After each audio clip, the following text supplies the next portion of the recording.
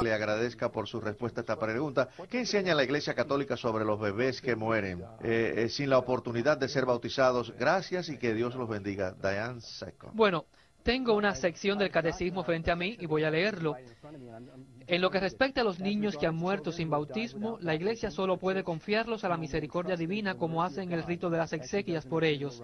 En efecto, la gran misericordia de Dios, que quiere que todos los hombres se salven, y la ternura de Jesús con los niños, que lo hizo decir, dejad que los niños vengan a mí, no se lo impidáis, nos permiten confiar en que hay un camino de salvación para los niños que mueren sin bautismo. Pero esto es lo más apremiante aún, la llamada de la Iglesia a no impedir que los niños pequeños vengan a Cristo. Bueno, esencialmente, entonces yo diría leer esto, que la posición de la Iglesia Católica sobre esto es muy similar a lo que yo estaba familiarizado en la Iglesia Protestante realmente, y es que los niños pequeños que mueren les damos la misericordia de un Dios amoroso, para saber precisamente que... Cuando miramos nuestras propias vidas, ¿sí? Y hay un término que yo uso a menudo para la aridez que viene a nuestras vidas algunas veces, a nuestro caminar espiritual, y lo llamo entropía espiritual. Entropía es un término científico que dice que cuando uno no pone energía dentro de un sistema, siempre se va del orden al desorden, y eso es verdad en nuestras vidas. Entonces, para nosotros en ese tiempo, todas esas voces y presiones, perder la huella de esa gracia bautismal que está en nuestras vidas. Es interesante ver que en la historia de la Iglesia hubieron épocas en las que la gente hizo a un lado el bautismo hasta el fin de sus vidas, porque ellos no querían correr riesgo, ellos querían asegurarse del bautismo. Me purifiqué, bueno, pues quizás para asegurarnos que la audiencia lo entienda. ¿Qué pasa cuando alguien es bautizado y vive una vida completa sin aprovechar esas gracias? ¿Qué ofrece la Iglesia para recuperar la gracia bautismal en nuestras vidas? ¿Cómo se relaciona eso con el bautismo? Bueno, en el bautismo Dios nos da esos preciosos dones, pero no son dones que, por así decirlo, estén en una bolsa. No importa lo que haga en mi vida, yo salgo y vivo una vida miserable, libertina, y pienso que estoy bien. Y si me alejo de Cristo, si caigo en pecado mortal, y si yo vivo una vida en la cual Cristo ha muerto para mí, entonces esta tiene que ser reparada. Y la Iglesia nos provee otro sacramento poderoso y bello, que es la confesión. Y yo necesito confesarme honestamente de todo corazón, con verdadera contrición, el pecado de mi vida, y voy a ser perdonado nuevamente y purificado completamente, y voy a ser capaz de comenzar de nuevo una vida nueva. Sí, si vivimos presuntuosamente en nuestras vidas, vivimos una vida libertina y un día nos sentimos simplemente, voy a señalar a mi bautizo, y casi puedo sentir la respuesta de nuestro Señor, que va a ser aquel a quien se le ha dado mucho. Correcto, y es lo interesante acerca de esto, como protestante, mucha gente pensaba que esto era el punto de vista de la Iglesia Católica. Mucha gente pensaba, sí, los católicos piensan que pueden simplemente pecar todo lo que ellos quieran y solo necesitan ir a la iglesia, o uno puede tener un corazón que es completamente duro hacia Dios y entonces simplemente se confiesa y murmura una falsa confesión, y lo haces a tu manera. Esto es lo que yo he encontrado en la Iglesia Católica. No es así. Sí, totalmente inválido, y aún entre los protestantes hay algo que enseña, que yo escuché una vez predicar a una persona: si tú aceptas a Dios hoy día, estás salvado. No me importa si sales de este salón sin que te importe nada respecto a Dios. Él dijo, no me importa si concurres a casa de citas y lo haces hasta el día de tu muerte. Él le dijo, te vas a ir al cielo. Sí, el que dice eso, mucho va a ser requerido de él al final, también cuando se pare delante de la cámara. Tomemos otra llamada. Hola, ¿cuál es su nombre y cuál es su pregunta para nosotros? Hola, soy Fran.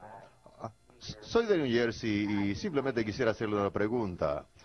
En los Hechos dice, Jesús le dice a sus amigos, le dice a los apóstoles que Juan bautiza con agua, pero dentro de pocos días ustedes van a ser bautizados con el Espíritu Santo. Gracias. Buena pregunta de nuevo. Nuevamente, sí, como bautista, cuando leí eso, yo asumí que lo que quería decir era, primero hay el primer bautismo con agua, y luego va a haber un bautismo en el Espíritu, ¿verdad? Que primero hay agua, pero entonces no va a haber agua, sino que en su lugar va a haber un bautismo en el Espíritu. Pero cuando uno piensa acerca del bautismo del nuevo pacto, el bautismo de los apóstoles, ellos todavía bautizaban en agua. Ellos no dejaron de bautizar en agua. Entonces mi entendimiento de eso ahora es que simplemente tengo que decir que las purificaciones del antiguo pacto eran efectuadas con agua, pero había algo mejor, algo más rico por venir, el bautismo del nuevo pacto, el cual es el bautismo con agua, pero que también trae el don del Espíritu Santo. Entonces, aquellos que están bautizados en agua están bautizados en el Espíritu. La Sí, unción. uno debe nacer del agua y del Espíritu. San Juan capítulo 3.